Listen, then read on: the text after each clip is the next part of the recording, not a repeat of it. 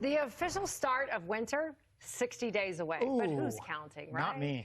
But as the seasons do transition, we see the temperatures drop and road conditions get worse, right? This is the time of year, though, that you've got to pay attention. Yeah, especially with us talking about storms. All the car owners out there, listen up. It's time to prep your vehicles for snow, sleet, freezing rain, temperatures, all of it. And prepping your car from the inside out is the best way to make sure that you have some stress-free travel. Joining us right now from the car coach is Lauren Fix herself. Thank you so much for being with us here on Fox Weather.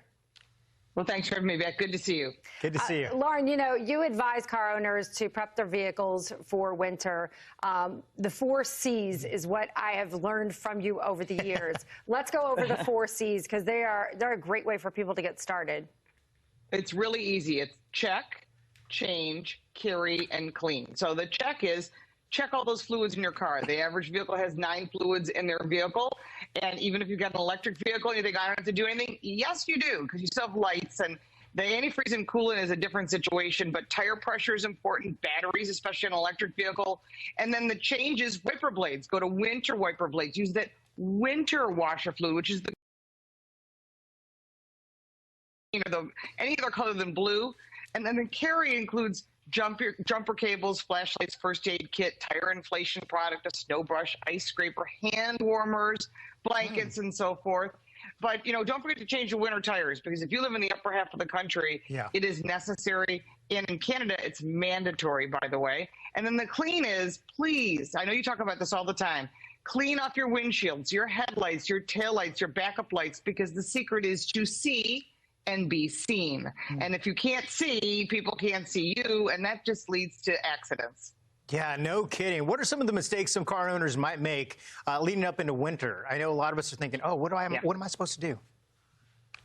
Well, I think the big thing is they leave all of their summer things in the trunk. You know, the golf clubs or whatever they're not going to use. It's a good storage facility, but the truth is you're hauling that extra stuff, so it's going to not just be a problem with things in the trunk rather than your emergency kit, but it's also going to hurt you at the gas pump, because when you're hauling more weight, it just uses more fuel, and the cost of gasoline is definitely going up this winter. So keep that in mind. Electricity is going up as well for those EV owners. So I always tell people, take the things out of your vehicle, and if you drive in the winter, like you're showing them right there, that's snow. That's pretty much the upper half of the country, whether it's New York City or you're in the Dakotas. Please get winter tires. They do make a difference. They're like a snowshoe. You would wear a snow boot in the winter. You wouldn't wear dress shoes during the winter because you slip and slide and you hurt yourself. It's like wearing heels.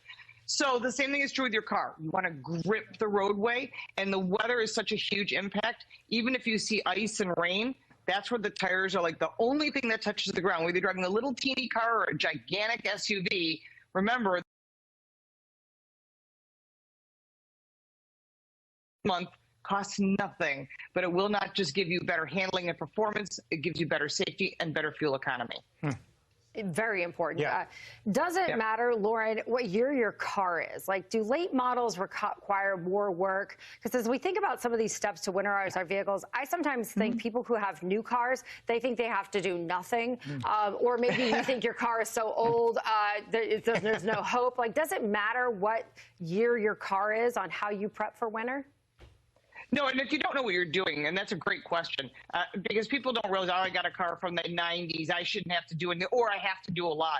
So if you're unsure, you're really not the greatest with working on a vehicle, that's not a problem. Go to your favorite ASE certified technician, a dealer, a network chain of car repair places, and tell them, I just want to get the car prepared for winter. They have packages, and they'll change the oil, they'll check all your fluid levels, because these are things you don't want to go wrong. Brake fluid, power steering, coolant, because if the vehicle freezes, that is a massive problem.